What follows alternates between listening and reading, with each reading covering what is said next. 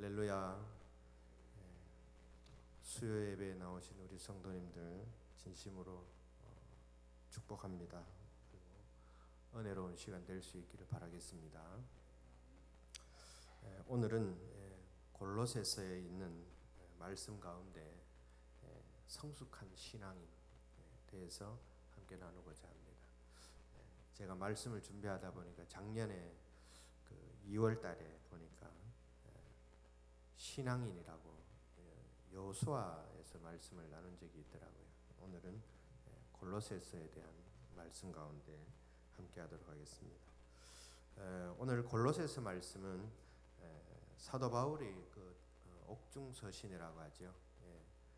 네 개의 서신 그 중에 하나입니다. 그래서 에베소서, 빌립보서, 골로새서, 빌레몬서 그 중에 골로새 교회의 성도들에게 보낸 편지의 내용이다라고 말씀드릴 수 있습니다. 이 골로새 교회는 지금의 터키 지역, 소아시아 7교회가 있던 그 지역에 라오디게아 교회가 있습니다. 그 교회 동쪽에 있는 작은 도시에 있는 그런 교회가 바로 이 골로새 교회다라고 말씀드릴 수 있습니다. 이 골로새 교회는 사도 바울이 개척한 교회는 아닙니다. 사도 바울의 어떤 동력자이고 또한 그리스도의 신실한 일꾼인 그렇게 되어 있습니다. 일꾼인 에바브라라는 사도에 의해서 개척되어진 그러한 교회입니다. 그럼에도 불구하고 골로새 교회에 이 사도 바울은 매우 큰 관심을 가지고 있었다는 것을 골로새서 또 이 내용을 읽어보게 되면 알 수가 있게 됩니다.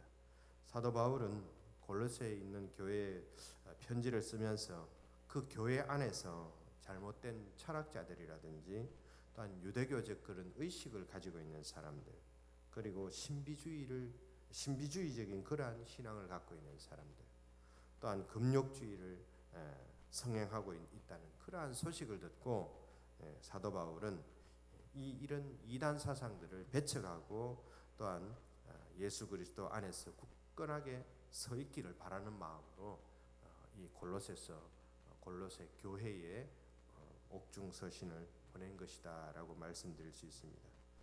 우리 성도님들 바둑을 좋아하시는 우리 남자 성도님들 계신지 모르겠습니다만은 바둑을 좋아하시는 분들은 아실 것 같아요. 저도 가끔 시간이 지루하면은 바둑을 한 번씩 이렇게 볼 때가 있습니다. 근데 그 바둑을 두는 걸 보게 되면은 구단이 이렇게 아주 대국을 합니다. 그러다 보면 끝이 나죠. 끝이 나면은 그 자리에서 일어나서 가는 것이 아니에요. 이 끝이 나면은 다시 그 자리에 앉아가지고 다시 진지하게 자기들이 둔 바둑판을 들여다보면서 이런 수는 잘못됐구나. 이거는 참 잘했구나. 서로 간에 이런 얘기를 오가면서 어떠한 기술들로 이렇게 바둑을 했는지 허심탄회하게 서로 나누는 시간을 가집니다. 그것을 전문 용어로는 복기라고 합니다. 복기. 그래서 이것은 승부의 세계를 넘어서서 어떤 완벽한 어떤 바둑의 어떤 길을 찾아내기 위한 서로 간에 어떤 주고받는 그러한 내용이다라고 볼 수가 있습니다. 또한 이 바둑은 프로가 있고 아마추어가 있죠. 프로를 보게 되면 1단에서 9단까지 있습니다. 그래서 9단은 신의 경지에 이르렀다. 그래서 보통 사람들은 9단을 입신이라고 얘기를 합니다. 입신. 그리고 초단 1단은 이제 전련함만을 겨우 지낼 수 있는, 그러니까 방어만 겨우 할 수 있다는 그러한 면에서 1단은 수졸이라 이렇게 얘기를 하죠. 그런데 이 그리스도인 우리를 이 바둑 기사에 비교를 해보면은 당연히 이런 구단이라는 거죠. 구단이 돼야 된다는 말씀입니다. 구단이 돼야 되는 건데 구단이 왜 구단이 돼야 되냐면은 좀 전에 말씀드린 것처럼 이 구단은 상대방의 변화무쌍한 어떤 기술들을 잘 간파할 수 있는 능력이 되어야 구단을 올라갈 수 있는 거죠. 그래서 그런 능력을 기를 줄 알아야 구단이 되는데, 우리도 마찬가지로 이러한 분별력이 있어야 그리스도인으로서 구단에 오를 수 있다라는 것입니다. 우리는 그 옳고 그름, 분별력이라는 것은 옳고 그름만을 나타내는 것이 아니라 어떤 것이 올바르고 어떤 것이 적합한 것인가, 그것을 또한 잘 분별해야 된다는 것이에요. 사람들의 궤변과 간사한 유혹에 빠져가지고 그런 잡다한 교훈들로 인해 가지고 자기 판단을 흐려지게 만드는 그러한 그리스도인들이 많이 있다는 것이죠. 그래서 이 바둑 구단처럼 우리 그리스도인들도 판단력이 균열 가지 않도록 늘 이렇게 복기라는 것을 할 수 있는 그러한 신앙생활이 중요하다라는 것을 말씀드릴 수가 있습니다. 그래서 날마다 이런 복기 같은 이런 시간을 가지는 사람이 참으로 그리스도인의 삶을 살아가는 그러한 삶을 살 수 있다라는 것을 말씀드릴 수가 있습니다. 이 시간에 성숙한 신앙을 위해서 말씀드리는데, 우리가 여기 계신 분들은 다 대부분 다 결혼을 하셔서 자녀들을 다 낳고 그렇게 살아오신 성도님들입니다. 수개월의 그 임신 기간을 거쳐서 이제 분만실에 가죠. 분만실에 가면은 몇 분 아니면 몇십 분 만에 이 아기가 이 세상에 태어납니다. 그러면 새롭게 독립된 이 생명체가 이 세상의 모습을 나타내는 그 순간에는 우리 모든 가족이 모여가지고 그 모습을 보고 너무나도 귀하게 여기고 감사한 마음을 가지고 있죠. 그런데 이 아이가 태어나는 것은 분명히 몇 분이고 몇십 분밖에 되지 않습니다. 분만실에서는. 그러나 이 아이가 태어난다고 해서 바로 성숙한 것은 아니죠. 그래서 성숙한 기간을 최소한 성숙한 그 단계까지 가려면은 보통 25년이 걸린다는 거예요. 그래서 25년까지 지나야 어느 정도 성숙의 단계가 된다는 말씀이죠. 그래서 이런 출생이라는 아주 극적인 그런 상황 가운데서 태어났지만은 또한 그 후에도 힘든 상황들을 다 과정들을 거쳐야만 성숙한 단계가 온다는 말씀입니다.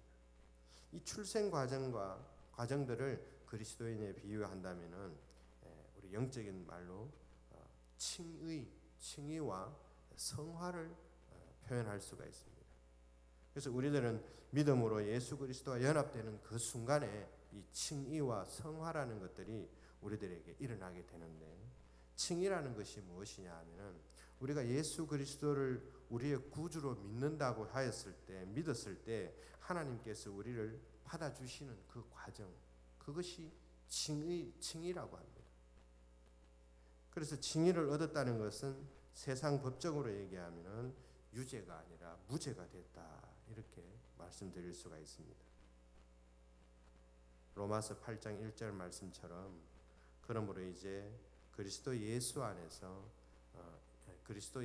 있는 자에게는 결코 정죄함이 없다, 이 말씀을 드릴 수 있다는 것입니다. 그렇다면 성화라는 것은 무엇일까? 성화, 예수 그리스도를 믿음으로 우리는 하나님의 자녀가 된 것인데 그 후에는 성화 단계가 있어야 되는 것입니다. 이 성화라는 것은 칭의를 받은 그리스도인들이 예수 그리스도의 삶을 닮아가기 위해서 계속 변화된 삶을 사는 것, 그것이 성화의 단계입니다. 그래서 이것은, 성화라는 것은 거룩한 성품으로 계속해서 변화하면서 그것을 우리 내적인 그러한 성장을 계속해서 이루어내는 것, 그것이 성화다, 이렇게 말씀드릴 수 있습니다. 그래서 이 성화라는 것은 하루아침에 이루어지는 것이 아니에요. 우리가 죽음을 맞이하는 그 순간까지 계속해서 성화의 단계가 우리에게 적용이 되는 것입니다. 왜냐하면 죽는 그날까지 우리는 예수 그리스도의 삶을 닮아가기 위해서 계속해서 노력하면서 살아야 되는 것이죠. 그것이 바로 이런 그리스도인의 삶이라는 것입니다. 그래서 그리스도인들은 육체적으로나 또한 정신적으로나 영적으로나 이 모두가 성장해야만 성숙한 그리스도인이 된다라고 말씀드릴 수가 있습니다. 그러나 요즘, 옛날 교회도 그랬지만 요즘 교회에도 수백 명, 수천 명이 교회를 이렇게 한 교회에 모이는 교회들이 많이 있습니다. 그러한 교회에 보면은 유아 상태에서 더 이상 성장하지 못하는 그러한 단계의 그리스도인이 많이 있습니다. 물론 우리 교회도 많이 있겠죠, 그죠? 그러한 것을 보고 이 사도 바울은 고린도전서 3장 1절 말씀을 통해서 그리스도 안에서 어린아이들이라고 이렇게 말씀을 하고 있습니다. 그리스도 안에서 어린아이들이 참으로 많다는 그러한 말씀입니다. 그렇기 때문에 사도 바울은 오늘 골로새서 이 골로새 교회의 성도들이 어떤 성숙한 신앙으로 세우기 위해서 편지를 보냈다라고 말씀드릴 수 있습니다. 자, 그렇다면은 이 성숙한 신앙인의 삶을 살기 위해서는 어떠한 것이 필요할까요? 첫째로는 우리들의 믿음이 성장해 나가야 되는 거예요. 믿음이 성장해야 되는 거죠. 믿음이라는 것은 그리스도인의 어떤 필수 불가결한 그러한 특징입니다. 그러니까 필수 불가결하다는 것은 꼭 있어야 되고 없어서는 안 되는 거예요. 믿음의 성장이라는 것은 우리에게는 꼭 있어야 되는 거죠. 믿음이라는 것이 무엇이기 때문에 이렇게 믿음이 무엇인데 이렇게 성장해야 되는 것일까? 믿음이라는 것은 정적이라는 것이 아니라 살아서 계속해서 성장하는 그러한 것을 말씀드린다는 것입니다. 예수님께서 마태복음 17장 20절 말씀에 제자들에게 믿음이 적은 자들아 이렇게 꾸짖는 모습이 있습니다. 그러면서 겨자씨만한 믿음만 있어도 하나님을 위해 놀라운 일들을 이뤄낼 수 있다라는 것을 말씀하고 계시는 것을 볼 수가 있습니다. 또한 누가복음 17장 5절 말씀에서도 마찬가지로 제자들이 예수님에게 와서 우리에게 믿음을 더하여 주소서, 더 달라고 얘기를 하는 거예요. 그렇게 부탁하는 것을 우리가 볼 수가 있습니다. 이러한 말씀들을 통해서 우리는 믿음이 단계가 있다라는 것을 알 수가 있게 됩니다.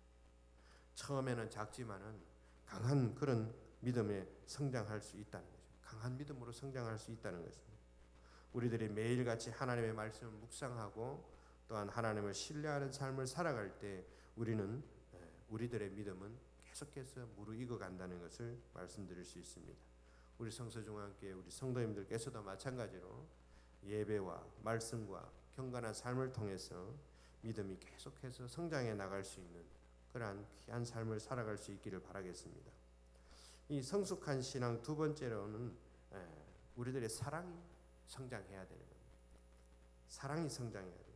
예수님께서 누가복음 12장 말씀에서 서기관들과 논쟁하는 그러한 모습들을 볼 수가 있습니다. 서기관들이 구약의 계명 중에 첫 번째 가는 것이 무엇이냐고 예수님께 묻는 말씀이 있습니다. 그때 예수님께서는 구약의 율법을 두 가지로 정리를 하셨습니다. 첫 번째로는 뭐냐 하면은 내 마음과 목숨을 다하고 뜻을 다해서 하나님을 사랑해라. 그러한 말씀을 하시고 두 번째로 말씀하신 것은 내 이웃을 내 몸과 같이 사랑해라. 그래서 보게 되면 이 두 가지로 요약했는 것들도 마찬가지로 이 구약의 율법은 사랑이다라고 말씀드릴 수 있습니다.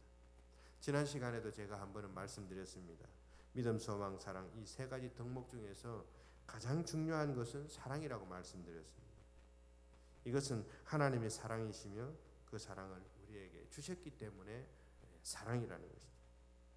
요한일서 4장 7절에서 12절 말씀을 보게 되면 우리가 사랑하면 그가 먼저 우리를 사랑하였기 때문이라고 말씀하고 있습니다.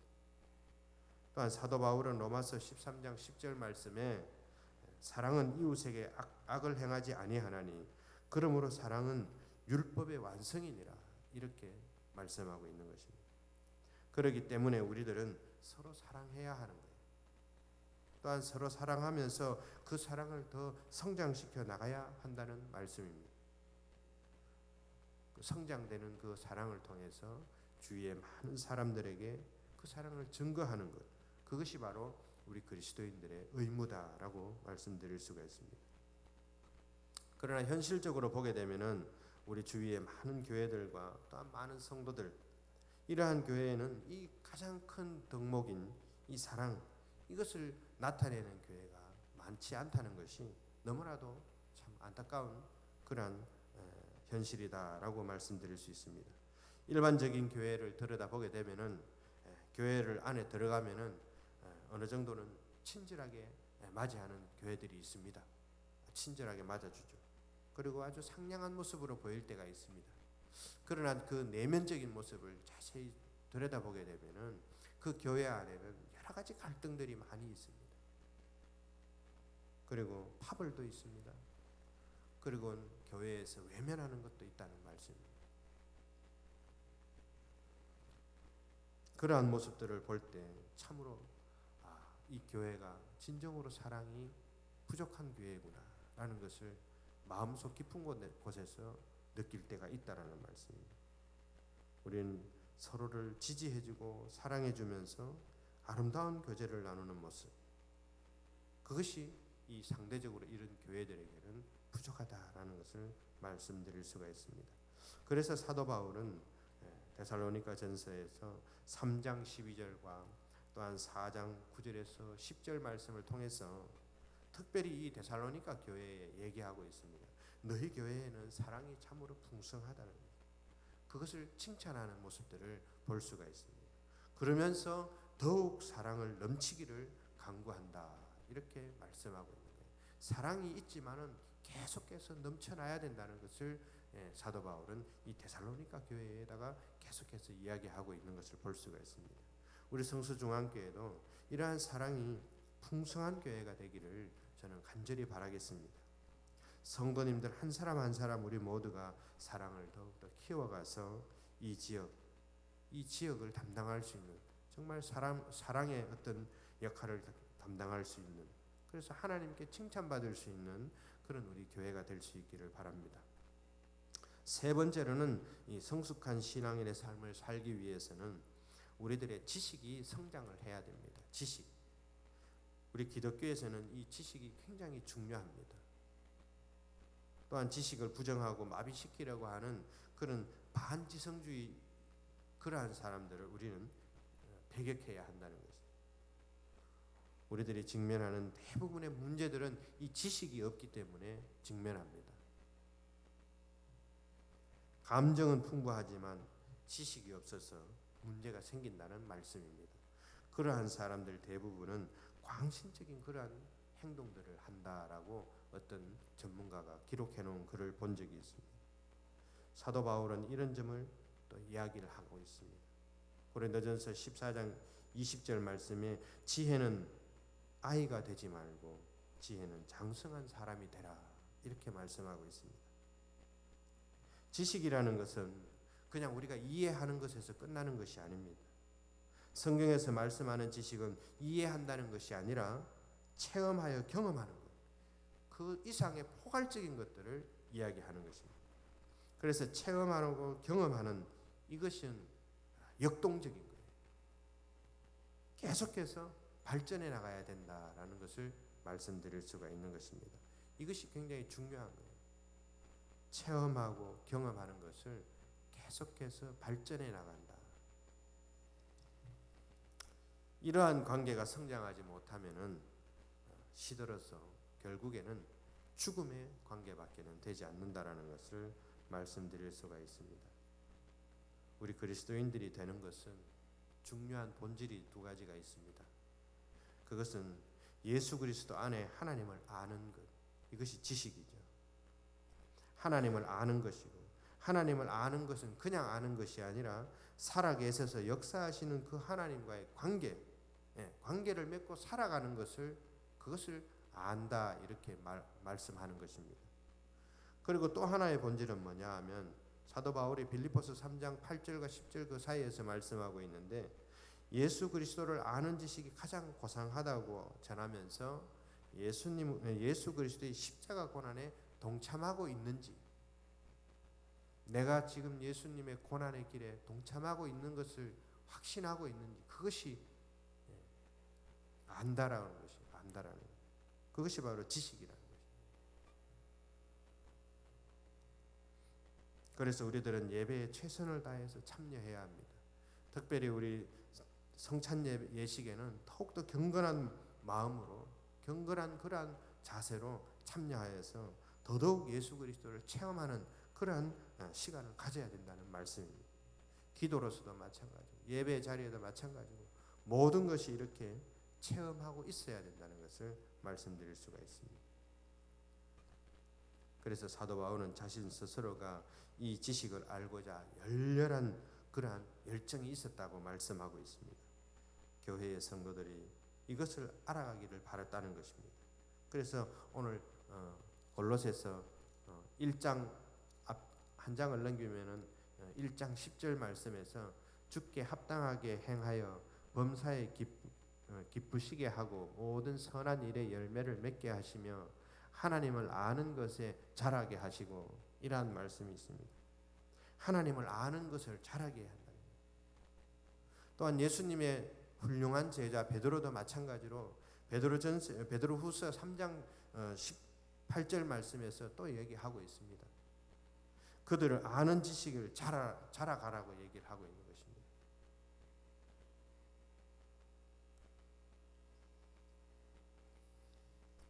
우리 성도님들 우리 모두가 이 시간에 진실되게 한번 우리 깊게 생각해 봤으면 좋겠습니다. 우리들의 믿음의 삶의 자리에서 우리는 과연 그리스도인으로서 계속해서 성장해 가고 있는 것일까? 그렇지 않으면 막다른 골목에 부딪혀서 힘겹게 살아가고 있는 것일까? 우리가 한번 깊이 있게 생각해 보면 좋겠습니다. 우리는 성숙한 신앙인의 삶을 살아가기 위해서는 앞으로도 계속해서 거듭나는 그러한 삶을 통하여서 믿음을 성장시켜 나가야 할 것입니다. 또한 우리 안에 사랑이 성장하여서 또한 지식이 성장하여서 하나님께 환영을 받으며 또한 용서를 받으며 또한 그것으로 인해서 성령을 부어주셔서 우리는 은혜로 인해 참 감격스러운 믿음의 생활을 하고 있다는 것을 체험하는 그런 그리스도인의 삶을 살아가야 할 줄로 믿습니다. 그 감격들 속에서 앞으로 예수 그리스도와 함께 동행하게 될 것이고 또한 앞으로 계속해서 난 이러한 감격을 통하여서 예수님과 동행하게 될 것이야. 그런 희망을 가지면서 매일매일 성숙한 삶을 살아갈 수 있는 그러한 우리 성도님들의 삶이 될 수 있기를 간절히 바라겠습니다. 기도하겠습니다.